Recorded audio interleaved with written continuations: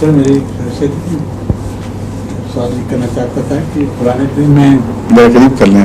قرآن کریم میں وضو کے متعلق تو بڑی تفصیل سے بیان کیا گیا ہے، مگر نماز کے اس کے مقابلے پہ اس کی فارمیلٹیز جو ہیں وہ کم ہیں. اس میں قیام، رکوع اور سجدہ ان کا تو ذکر ہے نا جی بنیادی طور پر ٹھیک ہے. اور اس کی تفصیل کی کس طرح پڑھنی ہے جی یہ بیان نہیں فرمائی گئی. اصل بات یہ ہے کہ قرآن کریم میں حضرت صلی اللہ علیہ وسلم کو ماڈل بنایا، اور نماز اتنا روزمرہ کی ایسی چیز تھی جو صحابہ نے رسول اللہ علیہ وسلم سے سیکھی، اور قیام، قعود اور یہ بنیادیں ذکر کر کے کس طرح کرنا آپ نے ماڈل دے دیا.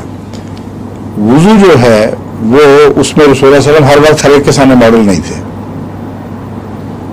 کیونکہ وضو علیحدگی بھی کیا جاتا ہے، شاذ کے طور پر سامنے آتا ہے. تو جہاں یہ خطرہ تھا کہ وضو کے متعلق بے احتیاطیاں ہو جائیں گی اور پورے تقاضے پورے نہیں ہوں گے، وہاں اللہ تعالیٰ نے کھول دیا ہے، اور وہاں کوئی خطرہ نہیں پیدا ہوا، باوجود تفصیل نہ ہونے کے سب کو تفصیل سے پیغام مل گیا ہے. وضو میں اگر قرآن وہ نہ دیتا تو ابھی بھی لوگ بے احتیاطیاں کر جاتے ہیں، اس لیے کہ وضو ایک اور بارڈر لائن پر ہے. یہ بھی ہے فطری انسانی فطرت کی وجہ سے ایک خطرہ لاحق ہوتا ہے.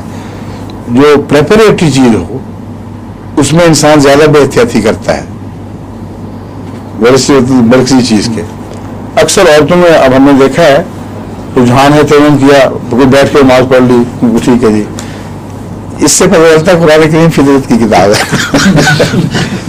اللہ تعالیٰ سمجھتا تھا نماز ضرور پڑھتی ہیں.